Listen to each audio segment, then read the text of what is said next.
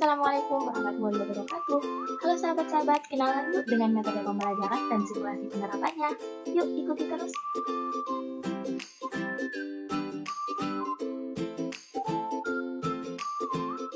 Oh iya, perkenalkan, kami mahasiswa STIK IPB Sidoarjo dengan dosen pengampu Bapak Satrio Wibowo dengan nama kelompok Giring Baik Absari dengan NIM 286206008 dan Rifat Lagi dengan NIM 286206052.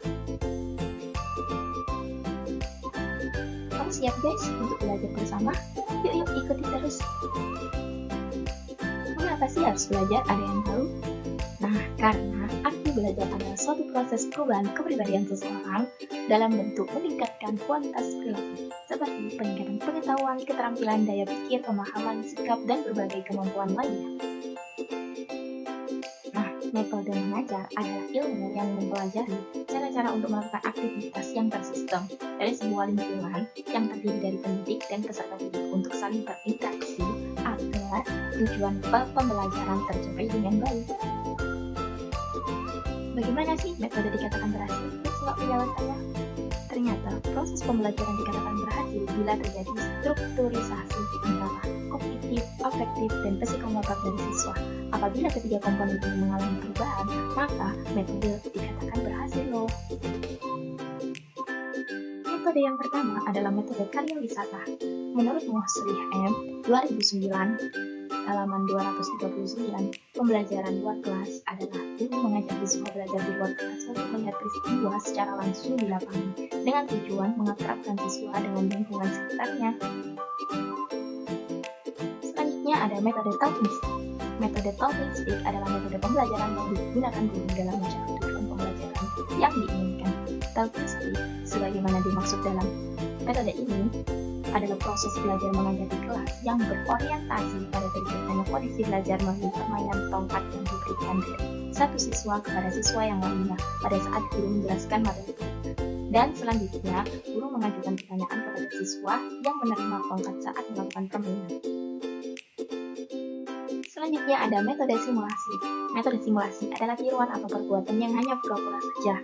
Artinya, pura-pura atau berbuat seolah-olah, seperti misalnya simulasi saat ada kebakaran maupun ada gempa. Bagaimana sih anak itu menghadapi situasi saat metode simulasi diterapkan?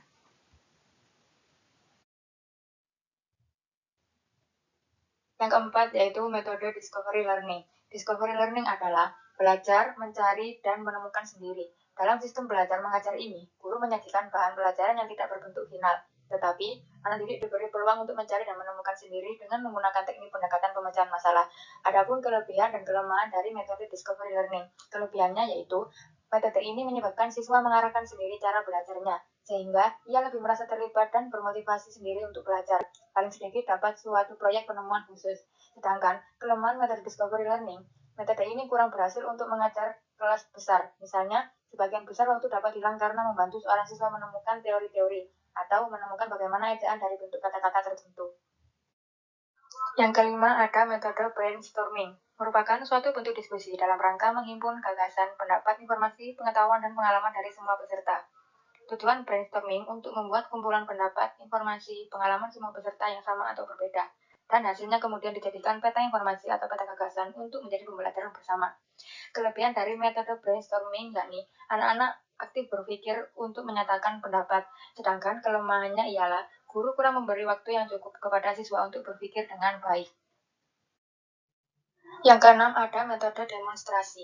Metode demonstrasi merupakan cara penyajian materi pelajaran melalui tindakan atau peragaan yang diperjelas dengan ilustrasi, serta pernyataan secara oral atau lisan, dan visual atau pandang. Metode ini bersifat sederhana dalam pelaksanaannya, yaitu dengan menggunakan keterampilan fisik. Adapun kelebihan dan kekurangan dari metode demonstrasi. Kelebihannya yaitu memperkecil kemungkinan salah tafsir jika dibandingkan dengan peserta didik yang hanya membaca dan mendengar informasi untuk dihafalkan.